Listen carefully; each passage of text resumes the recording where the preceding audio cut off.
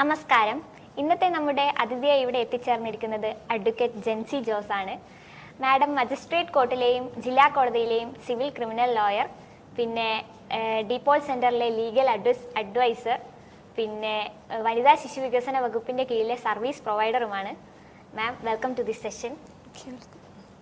മാം, ഈ സ്ത്രീകളുടെ ഒക്കെ കൂടെ ഗാർഹിക പീഡന കേസിലൊക്കെ ശക്തിയായി അവരുടെ കൂടെ ഒരുപാട് കോടതിയിലൊക്കെ അപ്പിയർ ചെയ്തിട്ടുണ്ടല്ലോ. അപ്പം ഈ ഗാർഹിക പീഡന നിരോധന നിയമപ്രകാരം എന്താണ് ഈ ഗാർഹിക പീഡനം? നിയമപരമായി പറയുമ്പോൾ എന്തൊക്കെ പ്രവർത്തികളാണ് ഇതിൻ്റെ കീഴിൽ വരുന്നത്? 2005 നിലവിൽ വന്ന ഗാർഹിക പീഡന നിരോധന നിയമത്തിൻ്റെ കീഴിൽ ഗാർഹിക പീഡനം എന്ന് പറയുന്നത് സാമ്പത്തികമായ പീഡനമാവാം, മാനസികവും ശാരീരികവുമായ പീഡനങ്ങളാവാം. ഈ സാമ്പത്തിക പീഡനം എന്ന് പറയുന്നത് ആ വ്യക്തിക്ക് സാമ്പത്തികമായി, അതായത് ഗാർഹിക പീഡനത്തിന് ഇരയാണ് ആരാണെന്ന് ഞാൻ ആദ്യം പറയാം. ഗാർഹിക പീഡനത്തിലെ ഇര എന്ന് പറയുന്നത് ഒരു സ്ത്രീ ആയിരിക്കും എപ്പോഴും. ഈ പീഡന നിരോധന നിയമപ്രകാരം പരാതിക്കാരി എപ്പോഴും സ്ത്രീ ആയിരിക്കും. അത് ഏതെങ്കിലും ഒരു പുരുഷനും സ്ത്രീയും, അതായത് വിവാഹിതരാവാം, അതല്ലെങ്കിൽ അതേ നേച്ചറിൽ വിവാഹം കഴിച്ച് ഒരുമിച്ച് താമസിക്കുന്നു എന്ന രീതിയിൽ ഒരുമിച്ച് താമസിക്കുന്ന സ്ത്രീയും പുരുഷനും താമസിച്ചുകൊണ്ട് ജീവിച്ചു പോകുന്ന സാഹചര്യത്തിൽ ഈ പുരുഷന് ഏതെങ്കിലും ഒരു കാരണത്താൽ ഈ സ്ത്രീക്കെതിരെ എന്തെങ്കിലും ഒരു പീഡനം, അതായത് സാമ്പത്തിക രീതിയിൽ, മാനസികവും ശാരീരികമായ രീതിയിലുള്ള പീഡനം ഫേസ് ചെയ്യേണ്ട ആ സ്ത്രീക്ക് സാഹചര്യം ഉണ്ടായിട്ടുണ്ടെങ്കിൽ അതിന് ഗാർഹിക പീഡനം എന്ന് പറയും. ശാരീരികമായ പീഡനത്തെപ്പറ്റി ഞാൻ സ്പെസിഫിക് ആയിട്ട് പറഞ്ഞു തരേണ്ട കാര്യമില്ല, അത് നിങ്ങൾക്കറിയാം. അടിക്കുക, അങ്ങനെയുള്ള കൈ കിട്ടി വെച്ച് എന്ത് ഉപദ്രവിച്ചാലും അത് ശാരീരിക പീഡനമായിട്ട് വരും. മാനസിക പീഡനം എന്ന് പറയുന്നത് മനസ്സിനെ വിഷമിപ്പിക്കുന്ന രീതിയിൽ ചിലപ്പം ചീത്ത വിളിക്കുന്നതാവാം, അതല്ലെങ്കിൽ നമ്മുടെ മനസ്സിനെ വേദനിപ്പിക്കുന്ന രീതിയിൽ സംസാരിക്കുന്നതാവാം, ഇമോഷണലി സംസാരിക്കുന്നതാവാം, അതല്ലെങ്കിൽ ആ ആളെ വ്യക്തിഹത്യ ചെയ്യുന്നതാവാം, അല്ലെങ്കിൽ അങ്ങനെ ആ രീതിയിൽ എന്തെങ്കിലും മോശമായ രീതിയിൽ ആളെ താഴ്ത്തിക്കെട്ടി സംസാരിക്കുകയോ, അതൊക്കെ ഈ മാനസിക പീഡനത്തിൽ വരും. അതാണ് ശാരീരികവും മാനസികമായ പീഡനം എന്നുള്ളത്. ഈ സ്ത്രീകൾ മാത്രമാണോ എപ്പോഴും ഗാർഹിക പീഡനത്തിന് ഇരയാകുന്നത്? ഈ ഗാർഹിക പീഡന നിരോധന നിയമം അതിൻ്റെ ലക്ഷ്യം തന്നെ സ്ത്രീയുടെ സംരക്ഷണമാണ്. സ്ത്രീ ആയിരിക്കണം നിർബന്ധമായിട്ടും അതിൽ പരാതിക്കാരി എന്ന് പറയുന്നത്. സ്ത്രീ സംരക്ഷണ നിയമമാണത്. അപ്പോൾ തീർച്ചയായും ഈ ഗാർഹിക പീഡന നിരോധന നിയമത്തിലെ ഇര എന്ന് പറയുന്നത് സ്ത്രീ തന്നെ ആയിരിക്കണം. അതുപോലെ ഈ കുട്ടികളെയൊക്കെ ഈ ഗാർഹിക പീഡനത്തിൻ്റെ എന്തെങ്കിലും തരത്തിലുള്ള ഇൻഫ്ലുവൻസോ ബാധിക്കുകയോ എന്തെങ്കിലും ചെയ്യുമോ? തീർച്ചയായും. ഒരു കുടുംബത്തിൽ എന്തെങ്കിലും ഒരു പ്രശ്നം വന്നിട്ടുണ്ടെങ്കിൽ അത് കുട്ടികളെ ബാധിക്കുക എന്നുള്ളത്, മാതാപിതാക്കൾ തമ്മിലുള്ള പ്രശ്നങ്ങളാണെങ്കിലും കുട്ടികളെ ബാധിക്കുക എന്നുള്ളത് തീർച്ചയായും ബാധിക്കുന്ന കാര്യം തന്നെയാണ്. അപ്പം ഈ അമ്മ പരാതിപ്പെടുമ്പോൾ അമ്മയുടെ കൂടെ ഡിപ്പെൻഡൻ്റ് ആയിട്ട് ഈ മക്കളെ പരാതിക്കാരായിട്ട് ചേർക്കാൻ സാധിക്കുന്നതാണ് ഈ നിയമപ്രകാരം. ഈ മകള്, അമ്മ എന്നിവർക്കെല്ലാം ഈ അവരുടെ കൂടെ താമസിക്കുന്ന പുരുഷൻ എന്നുള്ള നില, മകനാവാം, അതല്ലെങ്കിൽ ഭർത്താവാവാം, സഹോദരനാവാം, അവർക്കൊക്കെ എതിരെ ഈ നിയമപ്രകാരം പരാതിപ്പെടാവുന്നതാണ്. ഈ ഗാർഹിക പീഡനം നേരിടുന്ന വ്യക്തി ഇപ്പം ആരെയാണ് തങ്ങളുടെ പരാതിയുമായി സമീപിക്കേണ്ടത്? അവർക്ക് ഈ എന്തൊക്കെ നിയമസഹായങ്ങളാണ് കിട്ടുന്നത്? ഗാർഹിക പീഡന നിരോധന നിയമപ്രകാരം ഒരു സ്ത്രീ എന്തെങ്കിലും ബുദ്ധിമുട്ടിന് ഇരയായിട്ടുണ്ടെങ്കിൽ അവർക്ക് പരാതിപ്പെടാൻ ഒരുപാട് സാഹചര്യങ്ങളുണ്ട്. ഇന്ന് നമ്മുടെ എറണാകുളം ജില്ലയിൽ ഞാൻ ഒരു സർവീസ് പ്രൊവൈഡിംഗ് സെൻറ്ററിലെ ലീഗൽ കൗൺസിലറാണ്. സർവീസ് പ്രൊവൈഡിംഗ് സെൻറ്റർ എന്ന് പറഞ്ഞിട്ടുണ്ടെങ്കിൽ വനിതാ ശിശു വികസന വകുപ്പിൻ്റെ കീഴിൽ നമ്മുടെ എറണാകുളം ജില്ലയിൽ തന്നെ 8 സെൻറ്ററുകളുണ്ട്. അതിൽ ഒന്ന് നമ്മുടെ ഡീപോൾ കോളേജിൽ ഡീപോൾ എഡ്യൂക്കേഷൻ ട്രസ്റ്റിൻ്റെ കീഴിൽ ഒരു സെൻറ്ററുണ്ട്, സർവീസ് പ്രൊവൈഡിംഗ് സെൻറ്റർ എന്ന് പറയുന്നത്. അതേപോലെ എല്ലാ ജില്ലകളിലും ഇതേപോലെ സെൻറ്ററുകളുണ്ട്. ഈ സെൻറ്ററിൽ ഈ പെൺകുട്ടിക്ക് പരാതിയുമായി ചെല്ലാം, അതല്ലെങ്കിൽ വനിതാ ശിശു വികസന ഓഫീസറെ, പ്രൊട്ടക്ഷൻ ഓഫീസറുണ്ട്, അവരെ അറിയിക്കാം. വനിതാ സെല്ലുകളുണ്ട്, പഞ്ചായത്ത് തലത്തിൽ ജാഗ്രതാ സമിതിയുണ്ട്, വാർഡ് തലത്തിൽ ജാഗ്രതാ സമിതിയുണ്ട്. അവിടെയൊക്കെ ഇവർക്ക് പോയി പരാതിപ്പെടാവുന്നതാണ്. നമ്മുടെ ഈ സമൂഹത്തിൽ ഒരുപാട് പേരുണ്ട് ഇതുപോലെ ഇതിനിരയാക്കപ്പെടുന്നവർ. പക്ഷെ എല്ലാവരും തന്നെ മുമ്പോട്ട് വരുന്നില്ല പരാതിയുമായിട്ട്. അപ്പോൾ ഒരുപാട് കാരണങ്ങൾ ഉണ്ടാവുമല്ലോ. അപ്പം മാം, എന്തൊക്കെ കാരണങ്ങളായിരിക്കാം? നമ്മുടെ ഇന്ത്യൻ കൾച്ചർ എന്ന് പറഞ്ഞാൽ മെയിൽ ഡോമിനേറ്റഡ് കൾച്ചറാണ് അല്ലേ? പൊതുവെ സ്ത്രീകൾ എപ്പോഴും അടുക്കളയിൽ അങ്ങനെ ഒരു ഇതിലാണ്. അതിൽ നിന്നിപ്പോൾ ഒരുപാട് മാറി വരുന്നുണ്ട്, സാഹചര്യങ്ങൾ മാറണം. അതിൽ നിന്ന് മാറുന്നതിൻ്റെ ഭാഗമായിട്ടാണ് സ്ത്രീകൾക്ക് റിസർവേഷനും എംപവർമെൻ്റ് കാര്യങ്ങളൊക്കെ ഒരുപാട് നടക്കുന്നുണ്ട്. അപ്പോൾ അങ്ങനെ നടക്കുന്ന സാഹചര്യത്തിൽ ഈ പരാതിപ്പെടാൻ സ്ത്രീകൾ മുമ്പോട്ട് വരാൻ തയ്യാറാവുന്നില്ല. ഭർത്താവിനെതിരെയാവാം, മാതാപിതാക്കൾക്കെതിരെയാവാം. അങ്ങനെ പരാതിപ്പെടുമ്പോൾ അവർക്ക് മാനസികമായി അവരെ ബാധിക്കുന്ന കാര്യങ്ങളാണ്. പിന്നെ അവർ ചിന്തിക്കും എന്താ ഇവിടുന്ന് ഇറങ്ങിക്കഴിഞ്ഞാൽ എങ്ങോട്ട്. എല്ലാ സ്ത്രീകളും ഇപ്പോൾ ജോലിക്കാരായിരിക്കണം എന്നില്ല. അവിടുന്ന് ആ കുടുംബത്തിൽ നിന്ന് ഇറങ്ങിയാൽ ഇല്ലെങ്കിൽ പരാതിപ്പെട്ടിട്ട് ആ കുടുംബത്തിൽ തന്നെ ജീവിക്കുക എന്ന് പറഞ്ഞാൽ അവരെ സംബന്ധിച്ചിടത്തോളം അതൊരു വലിയ പ്രശ്നമാണ്. എങ്ങനെ അവർ ഫേസ് ചെയ്യുന്നുള്ളത്. പക്ഷേ ഈ നിയമത്തിൻ്റെ പരിധിയിൽ വന്നു കഴിഞ്ഞ് ഗാർഹിക പീഡന നിരോധന നിയമപ്രകാരം നമ്മൾ ഒരു സ്ത്രീ മജിസ്ട്രേറ്റ് കോടതിയിൽ പരാതി കൊടുത്തിട്ടുണ്ടെങ്കിൽ ആ സ്ത്രീക്ക് ജെന്യുവനായ പരാതിയാണെന്ന് കോടതി കണ്ടിട്ടുണ്ടെങ്കിൽ തീർച്ചയായും അത് കേട്ട ഉടനെ എതിർകക്ഷിയെ പോലും കേൾക്കാതെ പ്രൊട്ടക്ഷൻ ഓർഡർ എന്നൊരു ഓർഡർ കൊടുക്കും.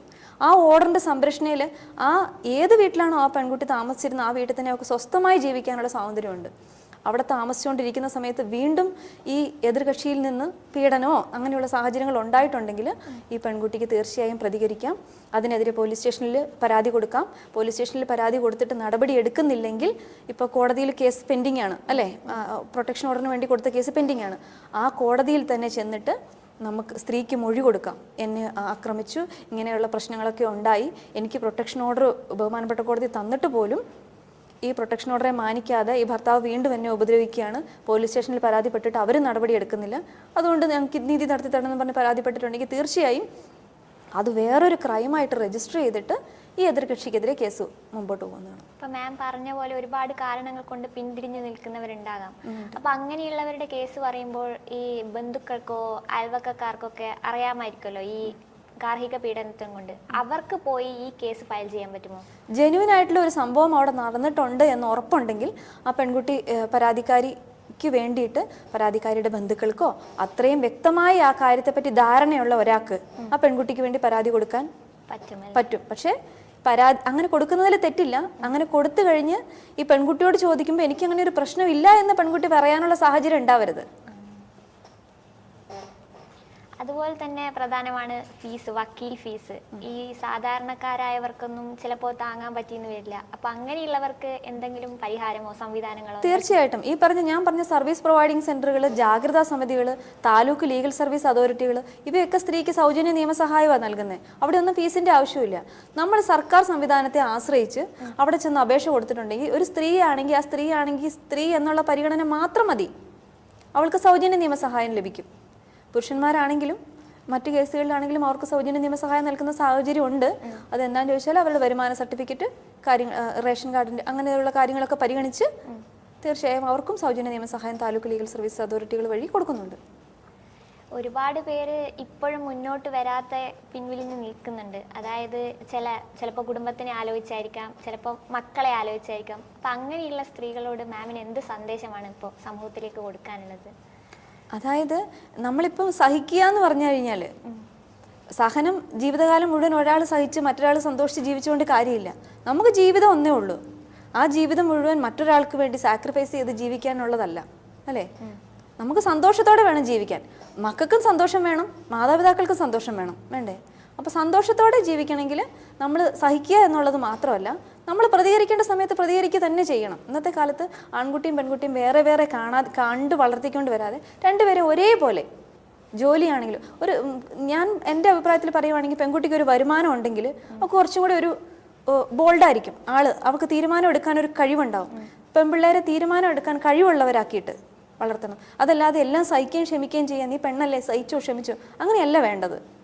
നിനക്ക് നിൻ്റെ അഭിപ്രായ സ്വാതന്ത്ര്യം വീട്ടിലാണെങ്കിലും അവൾക്കൊരു അഭിപ്രായ സ്വാതന്ത്ര്യത്തോടെ വളർത്തിക്കൊണ്ട് വരുവാണെങ്കിൽ തീർച്ചയായും അവൾക്കൊരു വ്യക്തിത്വം ഉണ്ടാവും. ആ വ്യക്തിത്വമുള്ള ഒരു പെൺകുട്ടിക്ക് ഒരിക്കലും ഇങ്ങനെ സഹിച്ചു നിൽക്കേണ്ട സാഹചര്യം വരില്ല. കുറച്ചുകൂടി ഇപ്പോൾ ഔട്ട്ഡേറ്റഡ് ആവേണ്ട കാലമായി. അപ്പോൾ അവയർനെസ് പ്രോഗ്രാം പോലുള്ളത് കൊണ്ട് ഹെൽപ്പ് ചെയ്യാൻ പറ്റും. ഇപ്പം ഒരുപാട് പേര് ഇപ്പോഴും ഇതിനെ ഒരുപാട് പ്രശ്നങ്ങൾ കാരണം ഒക്കെ പിന്തിരിഞ്ഞ് നിൽക്കുമ്പോൾ തന്നെ അവർക്കൊരു അവയർനെസ് കൊണ്ട് ചിലപ്പോൾ മുൻപോട്ട് വരാൻ പറ്റിയാലോ? അവയർനെസ് കൊടുക്കുന്നുണ്ട് സർക്കാർ തലത്തിൽ ഇഷ്ടംപോലെ അവയർനെസ് ജാഗ്രതാ സമിതികൾ വഴി, താലൂക്ക് ലീഗൽ സർവീസ് അതോറിറ്റികൾ വഴി, ഇതേപോലെ സർവീസ് പ്രൊവൈഡിംഗ് സെന്ററുകൾ വഴി അവയർനെസ് ഇഷ്ടം പോലെ നടത്തുന്നുണ്ട്. ഞാനാണെങ്കിൽ അംഗൻവാടികളിൽ ഇഷ്ടം പോലെ ക്ലാസ്സുകൾ എടുക്കുന്ന ആളാണ്. അപ്പം ഈ അംഗൻവാടികളിലൊക്കെ പോയി ക്ലാസ് എടുക്കാൻ പറ്റും. കാരണം അതിലുള്ള ബെനിഫിറ്റ് എന്താണെന്ന് ചോദിച്ചാൽ ലോക്കലായിട്ടുള്ള ആൾക്കാർ, തൊട്ടടുത്തടുത്ത വീടുകളിലെ സ്ത്രീകൾ വീട്ടിലേക്ക് ഈ അംഗൻവാടികളിൽ തൊട്ടടുത്ത അംഗൻവാടികളിൽ വന്ന് ഈ ക്ലാസ് അറ്റൻഡ് ചെയ്യാനും അവർക്ക് അതിൻ്റെ സംശയം ചോദിച്ച് ക്ലിയർ ചെയ്ത് പോകാനും പറ്റും. അങ്ങനെ ഒരുപാട് കാര്യങ്ങൾ നടക്കുന്നുണ്ട് ഇന്നിപ്പം. മാഡത്തിന് ഇപ്പോൾ ഒരുപാട് കേസൊക്കെ കണ്ട് ഒരുപാട് എക്സ്പീരിയൻസ് അറിയായിരിക്കുമല്ലോ. അപ്പം ഒരുപാട് ക്രൂവൽറ്റീസും ഒക്കെ കണ്ടതാണല്ലോ. ഏതെങ്കിലും ഒരു എക്സ്പീരിയൻസ് പറയാൻ പറ്റുമോ? ഏറ്റവും സഹിക്കാൻ പറ്റാതെയോ അങ്ങനെ എന്തെങ്കിലും? എല്ലാവരും ഈ സഹിക്കാൻ പറ്റാത്തത് എന്ന് പറയുന്നത് ഡിപ്പെൻസ് അപ്പോൺ ഓരോ വ്യക്തികളാണ് അല്ലേ. ചിലത് ചില ഈഗോ പ്രശ്നങ്ങളുടെ പേരിൽ വരുന്നുണ്ട്. ഇപ്പം ഈ ഗാർഹിക പീഡനത്തിൻ്റെ എന്നെ ഒരു ചേട്ടൻ ഫോൺ വിളിച്ച് ചോദിച്ച കാര്യം ഞാൻ പറയാം. സ്ത്രീകൾക്ക് മാത്രമേ ഈ ഗാർഹിക പീഡനം ഉള്ളൂ, പുരുഷന്മാർക്ക് ഗാർഹിക പീഡനം ഇല്ലേ എന്ന്. പുരുഷന്മാർക്ക് ഗാർഹിക പീഡനം ഉണ്ടാകുന്ന സാഹചര്യങ്ങൾ ഉണ്ടാവും. എൻ്റെ അടുത്ത് തന്നെ വന്നവരുണ്ട്, അയാൾക്കിട്ടൊരു പണി കൊടുത്താൽ എന്ന് ചോദിച്ചു വരുന്നവരുണ്ട്. അങ്ങനെയുള്ള സാഹചര്യങ്ങളുണ്ട്. പക്ഷെ ജെന്യൂൻ ആയിട്ടുള്ള പരാതികളുണ്ട്. ഇപ്പം അതിൻ്റെ ഡെത്ത് എന്ന് പറയുന്നത് ഡിപ്പെൻസ് അപ്പോൺ പേഴ്സൺസ് ആണ്. ശാരീരിക ഉപദ്രവത്തിൽ കഷ്ടപ്പെട്ട് ജീവിക്കാൻ മേലാതെ 10-30 വർഷം ജീവിച്ച് കഷ്ടപ്പെടുന്നവർ ഒരുപാട് പേരുണ്ട്. ഇപ്പോഴും വന്നിട്ട് അവർ ഇങ്ങനെയൊക്കെ വിഷമം ഉണ്ട് മോളെ, പക്ഷെ എന്നാലും കേസും കൊണ്ട് പോകാൻ താല്പര്യമില്ല എന്ന്. എന്താ കാര്യം? ഇത്രയും കാലം ജീവിച്ചില്ലേ, ഇനിയിപ്പം എന്തിനാ കഷ്ടപ്പെടുന്നതെന്നുള്ളത്. പിന്നെ ഓപ്പോസിറ്റ് മകനാണെങ്കിലും ഈ മകനെ പോലീസ് പ്രൊട്ടക്ഷൻ ഓർഡർ കിട്ടി മകനെ പോലീസ് പിടിച്ചുകൊണ്ട് പോയി കഴിയുമ്പം ഈ അമ്മ തന്നെയാണ് പിന്നെ ജാമ്യം എടുക്കാൻ വേണ്ടി വരുന്നത് മകന് വേണ്ടിയിട്ട്. എൻ്റെ മകൻ പാവം ജയിലിൽ കഷ്ടപ്പെടുന്നു. അങ്ങനെയൊക്കെയുള്ള ഫീലിങ്സ് ഉള്ളത് കൊണ്ടാണ് ഇപ്പോഴും ഫീലിങ്സ് ആണ് അവിടെ വില്ലനായി നിൽക്കുന്നത്. തീർച്ചയായും. ഇപ്പം ജെനുവിൻ ആയിട്ടല്ലാതെ തന്നെ ഫേക്ക് ആയിട്ട് ഒരുപാട് പേര് വരുമല്ലോ കേസും. തീർച്ചയായും. അതെങ്ങനെ മാം മനസ്സിലാക്കിയെടുത്ത് അവരോട് നമ്മൾ സംസാരിച്ച് കഴിയുമ്പം ചിലപ്പോൾ ഗാർഹിക പീഡനം എന്നും പറഞ്ഞ് ഉപദ്രവിക്കുന്നു എന്നൊക്കെ പറഞ്ഞുകൊണ്ടായിരിക്കും വന്ന് തുടങ്ങുന്നുണ്ടാവുക. കുറച്ച് മുമ്പോട്ട് പോയി കഴിയുമ്പോഴാണ് നമുക്ക് മനസ്സിലാവുക അതിൻ്റെ പിന്നിൽ സാമ്പത്തികമായ പ്രശ്നമാവാം. ചിലപ്പോൾ ഈഗോ ചെറിയ ചെറിയ പറഞ്ഞു തീർക്കാൻ പറ്റുന്ന കാര്യങ്ങളേ ഉണ്ടാവുള്ളൂ, നിസ്സാരമായ കാര്യങ്ങളാവാം. അതൊക്കെ വലുതാക്കി കണ്ട് പ്രശ്നം കൊണ്ട് വരുന്നതാണ്. അതല്ലാതെ അത് അവരെ ഞാൻ പറഞ്ഞ് ഇതും കൊണ്ട് പോയാൽ ഇങ്ങനെയൊന്നും നടക്കാത്ത കാര്യങ്ങളാണ്, ഇങ്ങനെ പറഞ്ഞ് വിശ്വസിപ്പിച്ച് കഴിഞ്ഞാൽ ചിലരൊക്കെ മുമ്പോട്ട് പോകും. അതല്ലെങ്കിൽ അവർ അടുത്ത വക്കീലിനെ കാണും. ഇതല്ലെങ്കിൽ ഞങ്ങൾക്ക് ജെന്യൂൻ അല്ലാത്ത കാര്യങ്ങൾ ഇഷ്ടം പോലെയുണ്ട്. ഇത്രയും മോഡിഫൈഡ് ആയിട്ട് പോലും ഇപ്പോഴും ഒരുപാട് കേസസ് ഇപ്പോഴാണ് കൂടുതൽ വീണ്ടും റിപ്പോർട്ട് ചെയ്തുകൊണ്ടിരിക്കുന്നത്. ഒരുപാട് കേസുകൾ നമ്മൾ കാണുന്ന ഭാര്യയെ ഭർത്താവിനെ കൊല്ലുന്നതും. അപ്പം അതിനൊക്കെ എന്താണ് മാമിന് പറയാനുള്ള ഒരു അഭിപ്രായം? നിയമങ്ങൾ കൂടി വന്നിട്ട് കാര്യമില്ല. ഇത് അവയർനെസ് ഉള്ള സ്ത്രീകൾ ഇന്നിപ്പം യൂട്യൂബിലൊക്കെ എത്രയോ നിയമങ്ങൾ ഇതിങ്ങനെ ഈ നിയമങ്ങളും കാര്യങ്ങളൊക്കെ എത്രയോ പേര് പറയുന്നത് ഓരോരുത്തർ കണ്ട് ഇപ്പം എൻ്റെയൊക്കെ ഒരുപാട് കക്ഷികൾ തന്നെ യൂട്യൂബിൽ ഞങ്ങൾ കണ്ടിട്ടുണ്ട്, മാഡം ഇങ്ങനെയാണ് സംഭവം കേസിൻ്റെ കാര്യങ്ങൾ അവരിങ്ങോട്ട് പറയും. അത്രയും അവെയർ ആണിന്ന്.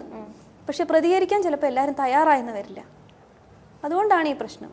അത് എൻ്റെ അഭിപ്രായത്തിൽ അവർ വളർന്ന സാഹചര്യം ചെറുപ്പം മുതലേ ചിലപ്പോൾ അവരുടെ അമ്മ സഹിക്കുന്നവരാവാം, അങ്ങനെ ഒരു സാഹചര്യത്തിലാവാം. അതല്ലെങ്കിൽ അമ്മ സഹിക്കുന്നത്, അല്ലെങ്കിൽ ആ വീട്ടിൽ നിന്ന് പറഞ്ഞു കൊടുക്കുന്നതിൻ്റെ ഒരിതാവാം. പെൺകുട്ടിയല്ലേ, ഇച്ചിരി ഒതുങ്ങി ജീവിക്കണം, അങ്ങനെ ഒരു രീതിയിൽ സഹിച്ച് അവരങ്ങ് ജീവിച്ചു പോകും. ചിലപ്പോൾ പലരുടെ ഈ സാഹചര്യങ്ങളായിരിക്കാം അവരുടെ മുന്നോട്ട് വരാനുള്ള ഒരു തടസ്സം എന്ന് പറയുന്നത്. തീർച്ചയായും. അതുപോലെ ഇനി വരുന്ന പെൺകുട്ടികൾക്ക് ഇതുപോലെ കരുത്തും എനർജറ്റിക്കുമായിട്ട് മുമ്പോട്ട് വന്ന് എല്ലാവരോടും പ്രതികരിക്കാൻ പറ്റട്ടെ അല്ലേ? ഓക്കെ, അതെ.